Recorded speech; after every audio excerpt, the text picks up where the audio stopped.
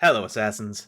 My name is SisterlyThrower here with the ones who came before, bringing you a roundup video of all my thoughts on everything we know on Assassin's Creed Shadows at this point in time, May 22nd, 2024. Of course, as trailers and gameplay shots and press releases continue to come forward, information may change, my thoughts may change, but at this moment in time, I want to discuss everything there is that we know about this game coming out and how excited I am for it. First, we're going to talk about the characters.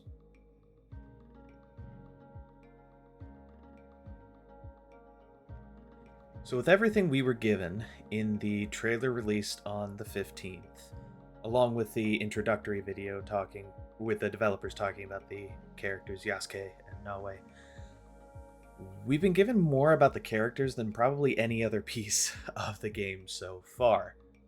And there are a lot of interesting avenues that I'm really liking with everything that we know.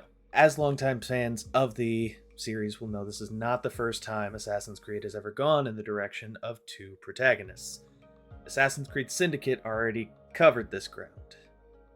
Kind of. Assassin's Creed Syndicate, and this is not a spoiler, I promise, Assassin's Creed Syndicate starts from the perspective of both protagonists being on the same side.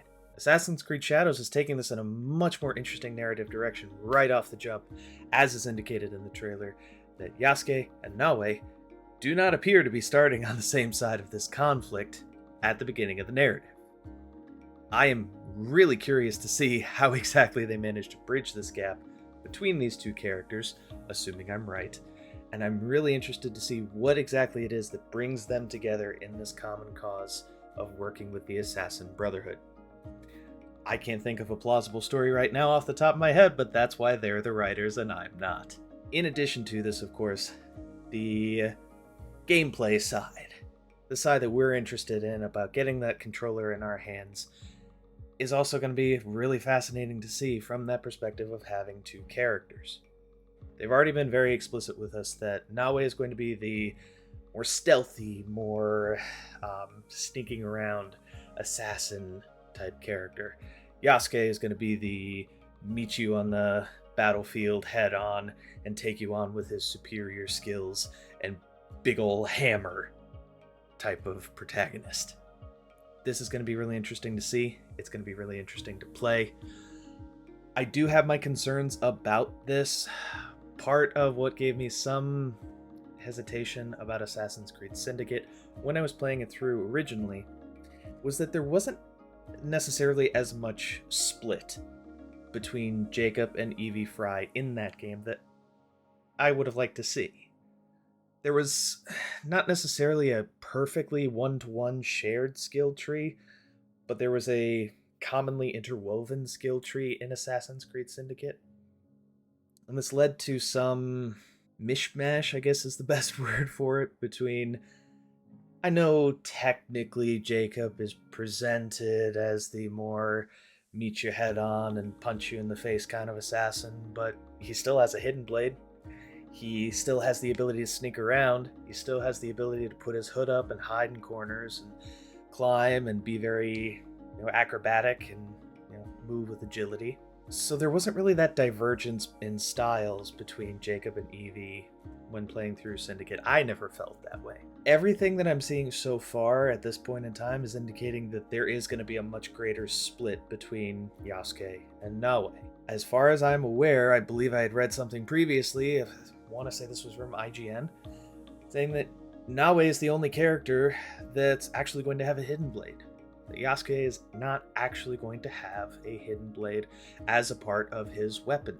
It's going to be interesting to see how they bridge this gap about where players go. Will they, enjoy that stealth side? Will they enjoy that maybe more traditional RPG-focused combat that we've seen in Valhalla and Origins and Odyssey?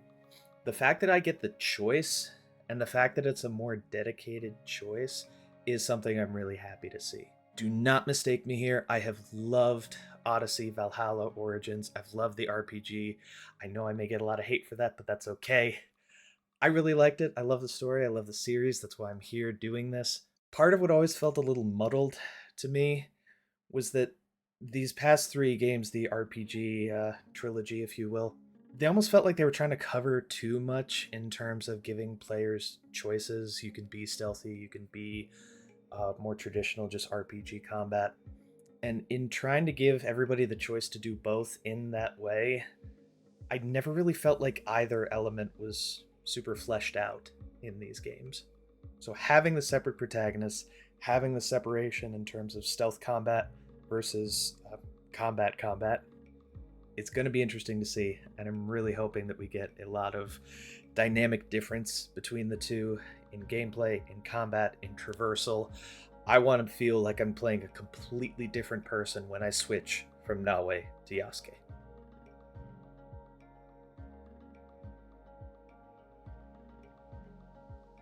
There have been a lot of discussions around on the passage of time in the game and how the passage of time is actually going to matter in Assassin's Creed Shadows.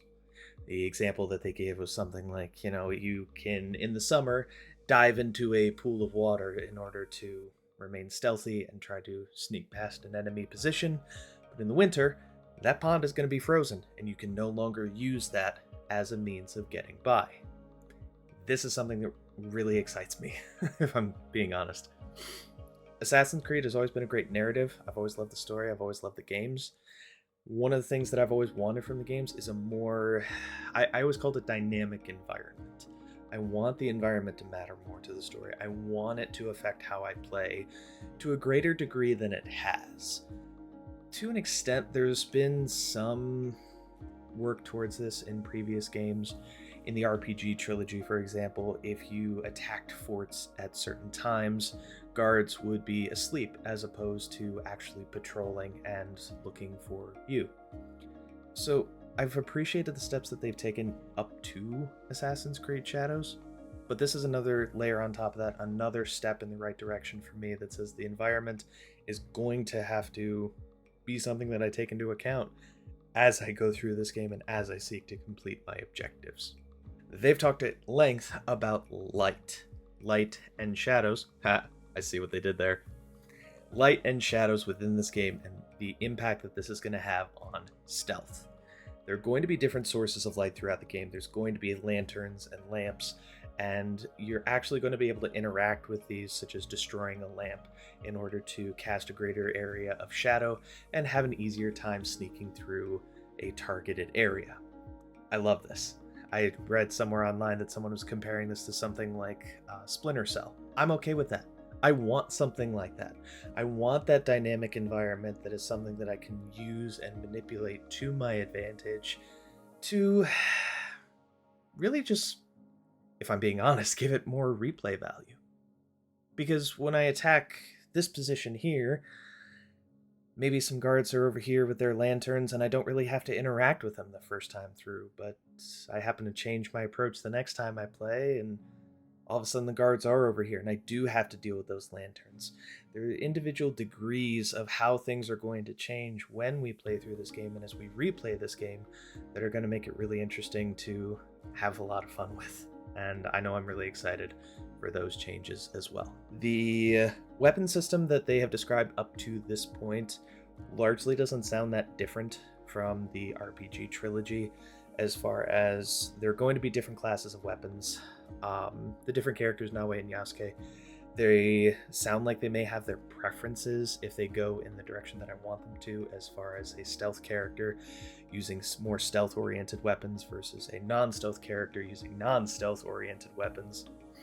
So I'm going to have to see more, but even if it is a pretty much one-to-one copy of what we saw in the RPG trilogy, I'll be happy with that. Grappling hook is going to be another part that I'm really interested in looking at. Technically, this is not the first time that Assassin's Creed has ever used a grappling hook mechanic. Technically, in Assassin's Creed Syndicate, there was a grappling hook mechanic.